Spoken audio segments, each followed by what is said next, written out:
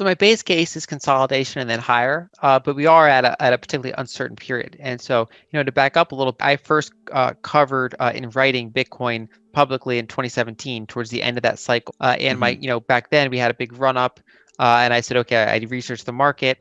I think it's very frothy now. I also had some concerns because I had the split with Bitcoin Cash, and you had a lot of those ICOs, like you mentioned. You had a lot of froth in the market, a lot of other distractions of other digital assets around Bitcoin. And I said, this doesn't look like a great market at the current time. And so I wasn't explicitly bearish on the protocol, but I was kind of like, I find it hard to justify going long here. And so I stayed out. And of course, we had a blow off top. We had a massive correction. And for a couple of years, Bitcoin was an underperformer compared to, say, gold, compared to S&P 500. It didn't do very well. But then I started looking at it pretty closely in late 2019, early 2020, because it cleared up some of the concerns I had, like, Bitcoin retained almost all of the hash rate and the market capitalization compared to some of the split protocols from it. It did very, its network effect showed, signs of doing very well.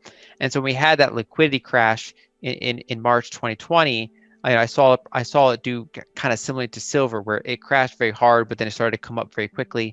And so in April 2020, I turned bullish on it. And so it was about 7,000 a coin. Ironically, it was about the same price as when I covered it in late 2017. But it had two and a half years of consolidation. It, in my view, was de-risked fundamentally, and so I really liked the asymmetric approach there. When you come very far very quickly, you have to start thinking about risk management. And so, my base case is that Bitcoin does not look quite as frothy as it looked in, say, the end of the cycle in 2017 or the end of the cycle in 2013. It looks more kind of mid-cycle or somewhere between mid to late. It doesn't really kind of have that same blow off top quality. My base case would be to see higher growth ahead, especially if we do continue to get some inflation numbers in quarter 2. However, when you've risen this far, you do have to think about some downside risk. And so there are some technical levels I'm watching, to see how that goes. And also, as I've held it for about a year now, so overall I'm kind of watching certain levels here.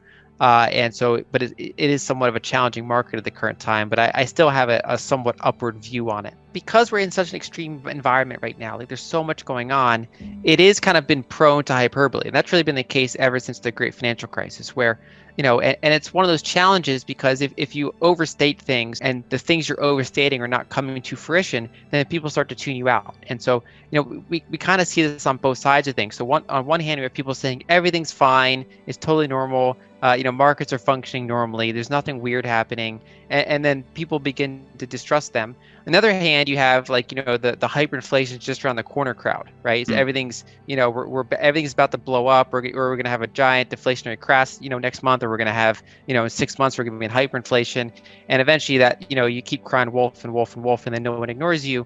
No one pays attention to you. My approach is it's very numbers based, and say, okay, here are the risks. Here's my base case. Here's some of the things that could deviate from that base case.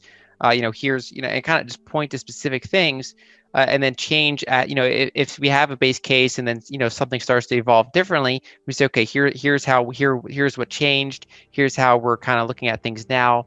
And it's just more that specific approach rather than kind of being prone to hyperbole. And that might, that could lose some customers, right? Because some people are drawn to the marketing of hyperbole. On the other hand, for people that actually want to get things right, or that want kind of, things translated into a way that makes sense, that more moderate approach, or that more kind of just numerical approach, I found is, at least we can only do things with our own personality. So that's just how I found that works for me.